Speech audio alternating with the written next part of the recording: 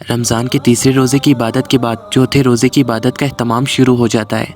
और चौथे रोज़े की इबादत कुछ यूँ है कि जब आपने चौथे रोज़े की सहरी कर ली तो नमाज फजर के बाद सूरह फातिहा 40 मरतबा पढ़नी है। और उसके बाद जब आपने नमाज ज़ोहर अदा कर ली तो या हय्यो या कय्यूम 133 मरतबा पढ़ना है। उसके बाद जब आपने नमाज असर अदा कर ली तो दुआए जमीला 3 मरतबा पढ़नी है। थोड़ी सी बड़ी है लेकिन सिर्फ आपने 3 मरतबा पढ़नी है। और अगर ये स्क्रीन के पेज पर मैनेज ना हो सकी तो डिस्क्रिप्शन में मैं गूगल इमेज की आपको लिंक दे दूंगा, आप वहां से जाकर इसको पढ़ सकते हो। उसके बाद नमाज मगरिब अदा करने के बाद सूरत व तीन ही आपने 11 मरतबा पढ़नी है, जिसे सूरत तीन भी कहा जाता है। इसके बाद जब आपने नमाज इशा अदा कर ली तो सूरह मुज़म्मिल थोड़ी सी बड़ी है लेकिन सिर्फ आपने इसको 3 मरतबा पढ़ना है। और इसका भी मैं बताता चलूँ कि अगर ये स्क्रीन पर मैनेज ना हो सकी तो मैं आपको डिस्क्रिप्शन में लिंक दे दूंगा, आपके पास डायरेक्ट से गूगल इमेज खुल जाएगी, आप वहां से भी पढ़ सकते हो। और कुरान पाक का पारा लिख दूंगा, आप वहां से भी पढ़ सकते हो। तो ये थी आपके चौथे दिन की इबादत। और चौथे दिन की इबादत के बारे में हज़ूर सल्लल्लाहु अलैहि वसल्लम का फरमान है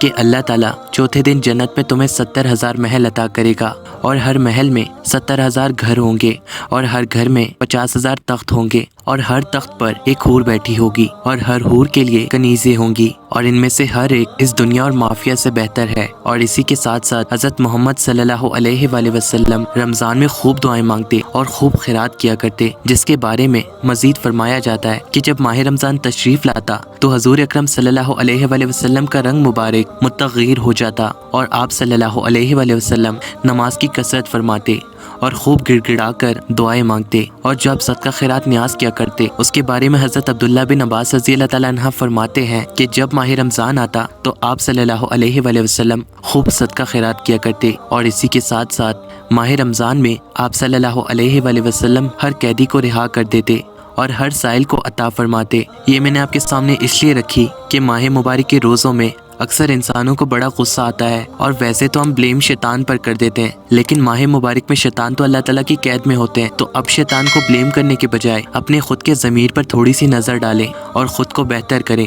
वो जैसे पाकिस्तान अवाम का मशहूर डायलॉग है कि हमारे गली मोहल्ले बाजारों में अक्सर जब दूसरे इंसान को गुस्सा लग जाता है तो उसे कहा जाता है कि तुम्हें रोज़ा लगा हुआ है। तो अगर कोई इंसान आप पर हावी हो या आप किसी पर हावी हो तो ऐसा करना छोड़ दें, क्योंकि माह मुबारक है। और अगर वो इंसान आप पर ज़्यादा हावी होता है तो सिर्फ उसे इतना कह दो मैंने अल्लाह ताला के लिए रोज़ा रखा हुआ है, और आप वहाँ से चले जाओ, क्योंकि आप वहाँ खड़े रहोगे तो बात ज़्यादा बढ़ेगी। इसलिए अपने ज़मीर को खुद पहचानें और किसी और पर ब्लेम करना छोड़ दें। अब तो शैतान भी कैद में है, अपने आप को संवारने की कोशिश करें। अगर आपने किसी के गुस्से के आगे कंट्रोल किया तो इस बात तक का सवाब आपको अल्लाह ताला देंगे। किसकी छोटी छोटी बात पर अल्लाह ताला ने बड़ी बड़ी नेकियां रखी हुई हैं, बस हम इंसान उसे ढूंढते नहीं हैं। तो इस्लाम को अंदर से पहचानिए और दीन को अपने अंदर एब्जॉर्ब करना सीखें। उम्मीद है मेरी बातें आपको समझ आई होंगी। जज़ाकल्लाह। रमज़ान के चौथे दिन की दुआ के साथ इख्तिताम करते हैं कि ए अल्लाह आज के दिन मुझे कुव्वत दे कि तेरे हुक्म की तामील करूं, इसमें मुझे अपने जिक्र की मिठास का मज़ा अता कर। आज के दिन अपने करम से मुझे अपने शुक्र अदा करने की तौफीक दे। मुझे अपनी निगहदारी और पर्दा पोशी की हिफाजत में रख, ये देखने वालों में ज़्यादा देखने वाले